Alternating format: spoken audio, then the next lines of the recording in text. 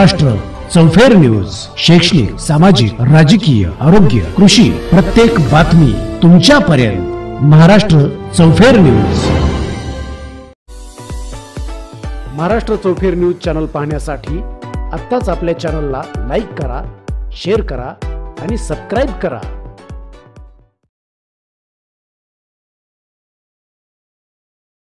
ठिकाणी लोकसभेची निवडणूक चालू आहे, परंतु बीड जिल्ह्यातला कुठलाही भारतीय जनता पार्टीचा आणि महायुतीच्या कार्यकर्त्याला भेटण्याची आवश्यकता नाही.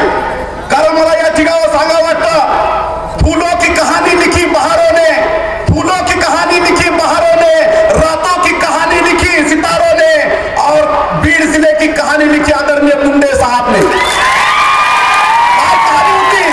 काय कहानी होती? 18 पगड जातीला बरोबर घेऊन ज्या पद्धतीने छत्रपती शिवाजी महाराजांनी या महाराष्ट्रामध्ये स्वराज्याची निर्मिती केली, सर्व समाजाला बरोबर घेऊन जाऊन सर्व समाजाला समावेशक असं राज्य निर्माण केलं, तशा पद्धतीचं राज्य या महाराष्ट्रामध्ये निर्माण करण्याचं काम आदरणीय कैलासवासी गोपीनाथराव मुंडे साहेबांनी केलं. आणि तीच कहाणी होती म्हणून आज 18 पगड जाती खांद्याला खांदा लावून पंकजा ताई साहेबांच्या पाठीमागे उभा आहे.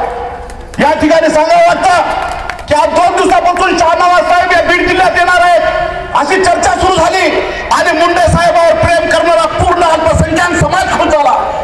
क्योंकि आज आपका पधार यहाँ पर आए बागे सभा, कुछ तूने सुना कुछ हमने सुना, मेहमान जो आने वाले हैं कल्याण बिछाना राहों में, हम तो आंख बिछाने वाले हैं.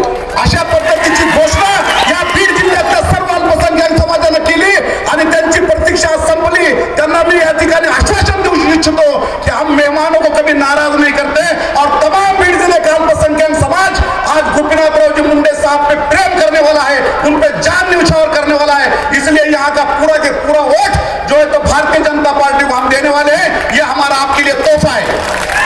आज या ठिकाणी लोक विचारतात की ताईने काय केलं.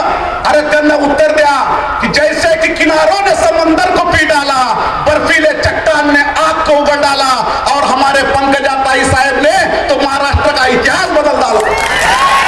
अशा पद्धतीचं काम करणाऱ्या नेतृत्वाच्या पाठीमागे तुम्ही आम्ही उभं राहायला पाहिजे.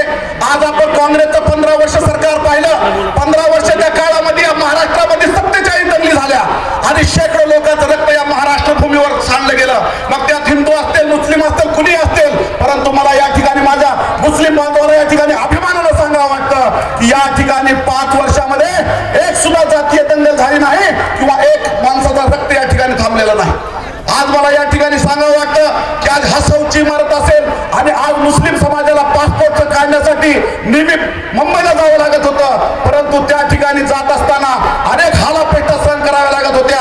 परंतु त्या ठिकाणी आदरणीय प्रीतमताईंनी त्यांच्या प्रयत्नातून बीड या ठिकाणी पासपोर्टचं ऑफिस आणलं आणि आज 2 तासामध्ये पासपोर्ट निघलं जातं. एवढं उपकार सर्व समाजाला बरोबर घेऊन जाण्याची जी मुंडे साहेबांची शिक्षण होती तेच शिक्षणेवर आज आपल्या प्रीतमताई आणि पंकजाताई चालतात. म्हणून आपल्याला येत्या 18 तारखेला कमळाच्या पुढचं बटन दाबायचं आणि मुंडे साहेबांनी काय नाही दिलं, लोगों का दर्द लिया, लोगों का दर्द लिया, लोगों को सुख दिया, जिगर का खून दिया, आंखों की रोशनी दी और मुंडे साहब ने